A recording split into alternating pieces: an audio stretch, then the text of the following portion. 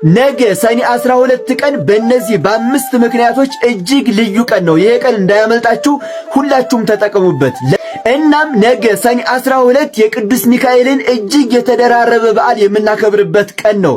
እነዚህ ምንድናቸው ካላችሁኝ፣ አንደኛ ቅዱስ ሚካኤል ከፈጣሪው ዘንድ በመላእክት ላይ ሹመትን ያገኘበት ቀን ነው። በዓለ ሲመቱ የሚከበርበት እጅግ ልዩ ቀን ነው። ሁለተኛ ደግሞ የባህራንን የሞት ደብዳቤ ወደ ሕይወት የቀየረበት ቀን ነው። የሁላችንንም የሞት ደብዳቤ በአማላጅነቱ ወደ ሕይወት ይቀይርልን። ሶስተኛ ደግሞ በግብፅ ሀገር ቤተ መቅደሱ ቅዳሴ ቤቱ የተከበረበት ቀን ነው። ሶስተኛ። አራተኛ ደግሞ ቅድስት አፎምያን ከሰይጣን ያዳነበትና የረዳበት ቀን ነው። ሁላችንን የሚርዳን ቅዱስ ሚካኤል። አምስተኛ ደግሞ ቅዱስ ላሊበላን ያሳረገበት ቀን ነው። ነገ ሰኔ 12 የቅዱስ ላሊበላም በዓለ ዕረፍት የሚከበርበት ቀን ነው። በተጨማሪም ደግሞ ከአምላኩ ቅዱስ ሚካኤል ቃል ኪዳን የተቀበለበት ምሕረት የሚለምንበት እጅግ ልዩ ቀን ስለሆነ በዚህ ቀን ማለት ነው ሁላችሁም የቻላችሁ አስቀድሱ፣ ያልቻላችሁ ደግሞ በአካባቢያችሁ ወዳለ ቤተክርስቲያን ሄዳችሁ የቅዱስ ሚካኤልን በዓል አክብሩ። እንደዚሁም ደግሞ ያላችሁን 5 ትሁን 10 ያላችሁን ለተቸገሩ ምጽዋት አድርጉ፣ ምጽዋት ስጡ። እንደዚሁም ጸሎት የግድ ነው። ከቻላችሁ ድርሳነ ሚካኤል የቻላችሁትን ብቻ ጸልዩ። ቅዱስ ሚካኤል ሁላችንንም ይርዳን። ከዋነኞቹ አለቆች አንዱ ሚካኤል ሊረዳኝ መጣ። ትንቢተ ዳንኤል ምዕራፍ 10 ከቁጥር 13 ላይ አንድ ክርስቲያን ሰኔ 12 የሚከበረውን የቅዱስ ሚካኤል ዓመታዊ ክብረ በዓል ለምን እንደሆነ ማወቅና መረዳት አለበት። በስመ አብ ወወልድ ወመንፈስ ቅዱስ አሐዱ አምላክ አሜን። የሚገርመው ነገር ደግሞ ሚካኤል የሚረዳ መልአክ ነው። የኛም ሊረዳን ይምጣ። ምን መሰላችሁ? ቅዱስ ሚካኤል ዓመታዊ ክብረ በዓል ስለምን ይከበራል ቢሉ በመጀመሪያ ደረጃ በግብፅ ማለትም እስክንድሪያ በሚባል ሀገር ውስጥ የቅዱስ ሚካኤል ቤተክርስቲያኑ ቅዳሴ ቤቱን የከበረበት ዕለት መታሰቢያ ሆኖ ይውላል። አንድም ደግሞ ቅዱስ ሚካኤል በነገዱ ውስጥ የተሾመበት ቀን ነው።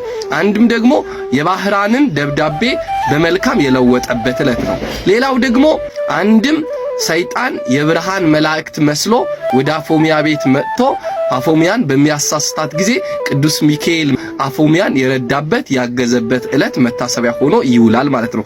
እንግዲህ ተጨማሪው ደግሞ በቅድስት ቤተክርስቲያን ሰፋ ያለውን ነገር እናገኛለን። ሁላችንም የቅዱስ ሚካኤል ቤተክርስቲያን በመሄድ የዕለቱን በረከት ተሳታፊ እንድንሆን ያስፈልጋል ማለት ነው። የቅዱሳን በረከታቸው ረድኤታቸው በእኛ ላይ ይደርብን። እንኳን አደረሳችሁ። ወስብሐት ለእግዚአብሔር። ይቆየን። ውድ ፎሎወሮቼ ልመረቃችሁ። ልጅ ነው ብላችሁ ሳትንቁ አሜን በሉ። የባህራንን የሞት ደብዳቤ ወደ ሕይወት የቀየረ ቅዱስ ሚካኤል የእናንተንም የሞታችሁን ደብዳቤ ወደ ሕይወት ይቀይርላችሁ። አፎሚያን የረዳ ቅዱስ ሚካኤል እናንተንም ይርዳችሁ። ቅዱስ ሚካኤል የተጨነቃችሁበትን ነገር ሁሉ ይፍታላችሁ። በመከራችሁ በሐዘናችሁ ቀን ቅዱስ ሚካኤል ፈጥኖ ይድረስላችሁ።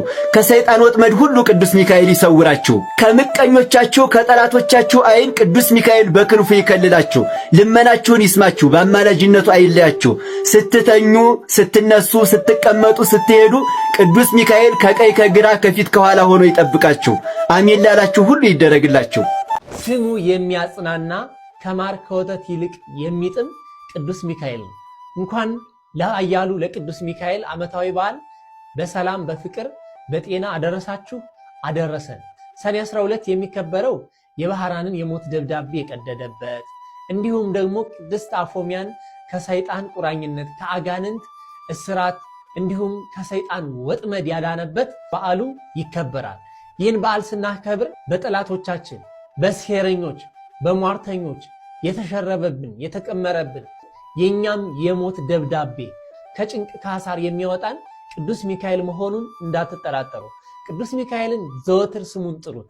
ኦ ሚካኤል ኦ መተንምን ካህናርያም ትሰመይ ብላችሁ ስሙን ደጋግማችሁ ብትጠሩት ከጭንቀታችሁ ትጽናናላችሁ፣ ከመከራችሁ ትድናላችሁ፣ ጎደሏችሁ ይሞላል፣ ከክፉ ነገር ትድናላችሁ፣ መከራውን ትሻገራላችሁ። በተለይ በስደት ዓለም የምትኖሩ እህቶች ወንድሞች ካላችሁ ድርሳነ ሚካኤልን ስልካችሁ ላይ አውርዳችሁ ጸሎት ብታደርጉ እፍ ብላችሁ የነፍስ የሥጋ መድኃኒት አድርግልኝ ብላችሁ እንደ ጸበል ቆጥራችሁ ብትጠጡት ከብዙ መከራ ከብዙ ደዌ ትድናላችሁ። ከመንፈሳዊ ስንፍና ከመንፈሳዊ ጉድለታችን የተነሳ አሁን ቀረ እንጂ ድርሳነ ሚካኤል የማይገኝበት የክርስቲያን ቤት አይኖርም ነበር። ቅዱስ ሚካኤልን ዘወትር ብትማጸኑት ከእጅህ ላይ ምን አለ ምኑን ልባርክልህ ብሎ ይጠይቃቸዋል። በስዕሉ ፊት ብትማጸኑ እንደ አፎሚያ ከአጋንንት እስራት ያድናቸዋል፣ ይጠብቃቸዋል። እንደ ባህራን የሞት ደብዳቤያችሁን ወደ ሕይወት ይቀይርላቸዋል። ቅዱስ ሚካኤል ሁላችንም በረድኤቱ ይጠብቀን፣ ከክፉ ነገር ሁሉ ይሰውረን። ሰኔ 12 ቀን የሚከበረው የቅዱስ ሚካኤል በዓል ቅዱስ ሚካኤል ቅድስት አፎሚያን እንደረዳ የምናስብበት ዕለትና እንደዚሁም ባይራን የሚባለውን ከመሰጠም ያዳነ ከዚያም ከመሞት ያዳነ ከባይርም የተገኘ ስለሆነ ባይራን ተብሏልና እነዚህን ደጋጎቹን የረዳበት ዕለት ነውና ሊቀ መላእክት ቅዱስ ሚካኤል ሁላችንንም እንዲረዳን መልካም ፈቃዱ የእግዚአብሔር ፈቃድ ይሁንልን። በቤተ ክርስቲያናችን አስተምሮ መሰረት በድርሳነ ሚካኤል ላይ ተመዝግቦ የሚገኘው አፎሚያ የምትባል አንዲት የተከበረች ቅዱስ ሚካኤልን በየወሩ የምትዘክር እናት ነበረች። እርሷም ከባለቤቷ ጋር ስትኖር የቅዱስ ሚካኤልን ስዕል እንዲያሰራትና በቅዱስ ሚካኤል ስዕል አድህኖ እየተማጸነች ለመኖር አስባ ባለቤቷን የቅዱስ ሚካኤልን ስዕል አሰራልኝ አለችው። የቅዱስ ሚካኤልን ስዕል አሰርቶላት እየጸለዩ ሲኖሩ ኖሮ ከሞት ውሎ ከቤት የሚቀር የለምና ባለቤቷ አስቀድሞ ሞተ። እርሷ ብቻዋን እየኖረች ባለችበት ሰዓት ግን ምንም አይነት የዓለም ሐሳብ አልነበራትም።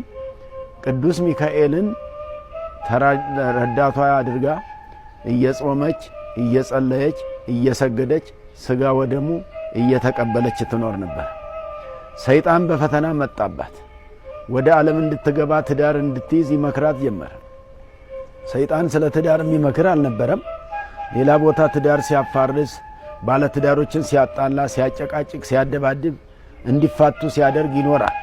እዚህ ደግሞ እሷ ጸንታ ስትኖር ለትዳር የሚያስብ ይመስል ወደ ትዳር እንድትገባ ሲመክራት እኔ ከእንግዲህ በኋላ ባለቤቴ ስለተለየኝ በጾም በጸሎት እኖራለሁ እንጂ ወደ ዓለምም አልመለስም ብላ መልስ ስትሰጠው ሌላ ምክር ይሰጣት ጀመረ። የቀደሙ አባቶችን እየጠቀሰ እነ አብርሃም ሳራ የጸደቁት በትዳር ነው። ትዳር ምን ኃጢአት አለው? ምን በደል አለው?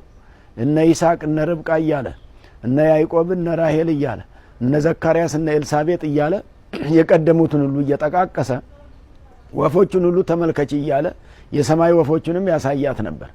እነሱ ሁሉ ሁለት ናቸው፣ ጥንድ ናቸውና ለአንቺም ጥንድ ያስፈልጋሻል እንጂ ተነጥለሽ መኖር አይገባሽም እያለ ሲላት ማን አንተ ስትለው እኔ ቅዱስ ሚካኤል ነኝ ነው ያላትና ቅዱስ ሚካኤል ከሆንክ ሚካኤል የመስቀል ምልክት አለው፣ የመላእክት ምልክት አላቸው። ካሁን በፊት ቅዱስ ሚካኤል ተገልጾልኝ ያውቃል፣ በተገለጸ ጊዜ እንዲህ እንዳንተ አይደለም ስትለው የቅዱስ ሚካኤልን ስም ስትጠራበትና እንደዚሁ የመስቀልን ምልክት አሳይታ በስመ አብ ብላ ስታማትብበት ጥቁርቁር ያለ ፊቱን አሳይቷት ዘሎ አነቃት። ሰይጣን ያንቃል፣ ሰይጣን ያንቃል፣ ሰይጣን ለሞት ያበቃል፣ ሰይጣን ይፈትናልና ሲያንቃት እውነተኛው ቅዱስ ሚካኤል መጥቶ እሱን በእሳት ዛንጀር አስሮ ገርፎ ከፊቷ ጥሎላታል፣ ድል አድርጎላታል ማለት ነው። ስለዚህ እንግዲህ ዛሬም ሰዎች በግል ጉዳይም በሌላም ችግር በተለያየ ምክንያት ራሳቸውን ለማጥፋት ግማሾቹ ከፎቅ ላይ ራሳቸውን ለመጣል፣ ግማሳቸው አንገታቸውን አንቀው ገመድ አስገብተው ራሳቸውን ለማጥፋት የሚታገሉትና ይሄን የሚያደርጉት ሰይጣን ሲጠጋ ነው። ሰይጣን ሊያንቅ፣ ሰይጣን ሊያጠፋ፣ ሰይጣን ሕይወትን ሊያበላሽ ሲል ቅዱስ ሚካኤልን መማጸን ነው፣ ማማተብ ነው። ሲያማትቡ አይቆምም፣ ሰይጣን ይሸሻል እና በማማተብ ይሸሻልና ቅድስት አፎሚያ በማማተቧ በመስቀል ምልክት ስታማትብ ሰይጣንን ድል ያደረገችበትና አንቋት የነበረ ሰይጣን ከእግሯ ስር የወደቀበት ዕለት ስለሆነ ዛሬም ብዙዎች በዚህ ሁኔታ የሚፈተኑትን ሁሉ ቅዱስ ሚካኤል ይድረስላቸው፣ ለሁላችንም ይድረስልን።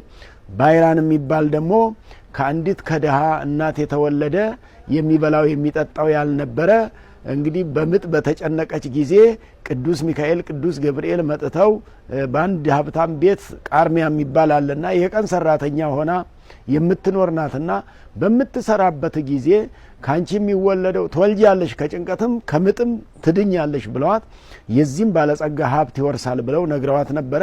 ባለጸጋ በዛ አካባቢ ነበር እሷንም ያሰራት አሰሪዋ ማለት ነው። እሷ ሰራተኛ ናትና በኋላ ግን ሕፃኑ ቢወለድ ይሄ ነገር አድጎ ሀብቴን ይወርሳል ብሎ ሳጥን አሰርቶ በሳጥን ቆልፎ ቁልፉንም ወደ ባሕር ጥሎ እሱን ወደ ባሕር ጥሎታል ባለጸጋው። ባሕሩ እያንሳፈፈው ሄዶ ሌላ ሀገር ላይ እረኞች አግኝተው አውጥተው በምን እንክፈተው እያሉ ሲጨነቁ እነሱ ወርቅ ነበር የመሰላት፣ የነጋዴዎች ሀብት ነበር የመሰላት። አሳ አውጥተው አሳውን ሲያርዱት ከአሳ ሆድ ቁልፉንም አገኙ። ከፍተው ያንን ሳጥን ከፍተው ሲያዩ ሕፃን ነው። ያ ያገኘው ሰው አሳድጎት ስሙን ባሕራን ብሎት፣ ባሕራን ማለት ከባሕር የተገኘ ነውና ከዚያ በኋላ በጎች እያስጠበቀ እያሰራ ሲኖር ከእለታት አንድ ቀን ያ ባለጸጋም እዛ ሀገር ላይ ሂዶ ባሕራን እያሉ ሲጠሩ ሰምቶ ምንድነው ቢል ከባሕር የተገኘ ነው ሲሉት ያኔ የጣልኩት ነው ብሎ አስታወሰ። ከቤቴ ንብረት ረስቻለሁ ያድርስልኝ ብሎ ለንግድ ነበር እዛ ሀገር ሄደው ባሕራንን ደብዳቤ ጽፎ እንደደረሰ እንድትገድሉት ብሎ ላከው። ኦሪዮ የሞት ደብዳቤውን ጽፎለት ዳዊት ወደ ኢዮአብ እንደላከው የራሱን የሞት ደብዳቤ ይዞ ሲሄድ ቅዱስ ሚካኤል እናቱንም ይረዳ ስለነበረ ቅዱስ ሚካኤል በመንገድ ላይ ተገልጦ አምጣ የተጻፈልህን ሲለው አላሳይም ምስጢር ነው አለ። እንግዲያስ ከርቀት ለየው እስቲ ከፍ አድርገው አለ። ሚጣ ወልጣ ወልጥ ለውጣት ይሄን የሞት ደብዳቤ የሕይወት አድርገው ብሎ ቅዱስ ሚካኤል ቢጸልይ ያ የሞት ደብዳቤ የሕይወት ደብዳቤ የሆነበት ዕለትና ልክ እዛ ቤት እንደደረሰ ንብረቱን አውርሱት ልጄን አጋቡት ብሎ ይሄንን ነግሮት ጽሑፉ ተቀይሮ እዛ ሲደርስ የዛን ልጅ አግብቶ የዛን ሰውዬ ልጅ አግብቶ ሀብቱን ወርሶ ኖሯል። ባለጸጋው ሲመጣ ደግሞ ሲሰማ ከ3 ቀን 4 ቀን በኋላ ሲመጣ ምንድነው ደስታው ሁሉ ሲል አንተ የላከው ደብዳቤ ሀብትን እንዲወርስ ልጅህን እንዲያገባ ነው የሚለው ብለው ነገሩት በቤቱ ያሉት። በዚህ ጊዜ ደንግጦ ከፈረስ ላይ ወድቆ ሞቷል። እንግዲህ ክፉ ስራ መጨረሻ ለሞት ነው የሚያበቃው። በዚህ መሰረት የዕለቱም ምስባክ ሶበትሬዮሙ ለጠቢባን ይመውቱ ብልህ የሚመስሉ ሰዎች ይሞታሉ። በሚሞቱበት ጊዜ አታድንቅ። ወይታጎሉ አብዳን እለ አልቦሙ ልብ ወያድጉ ለባዕድ ብሎሙ ልብ የሌላቸው ሰዎች ይጠፋሉ አለ። ወያድጉ ለባዕድ ብሎሙ ሀብታቸውንም ለሌላ ይሰጣሉ አለ። የዕለቱ ምስባክ ይህ ነውና በመዝሙረ ዳዊት 48 ቁጥር 12 ላይ የሚገኝ ስለሆነ የዕለቱም ወንጌል ደግሞ የማቴዎስ ወንጌል ምዕራፍ 25 ከቁጥር 14 እስከ 31 ይሄ ያ ሀብቱ ላለው ይሰጡታል የሚለው የሚገናኝ ስለሆነ ከዚህ ጋራ ላለው ይጨምሩለታል የሌለው ያው ይወሰድበታል ተባለ። ያ ባለጸጋ ሀብቱ ተወስዶ ለባሕራን ተሰጥቶበታል ለማለት ነው። የቅዱስ ሚካኤል አማላጅነትና ቃል ኪዳን ሁላችንንም ይጠብቀን። ወስብሐት ለእግዚአብሔር። ይቆየን።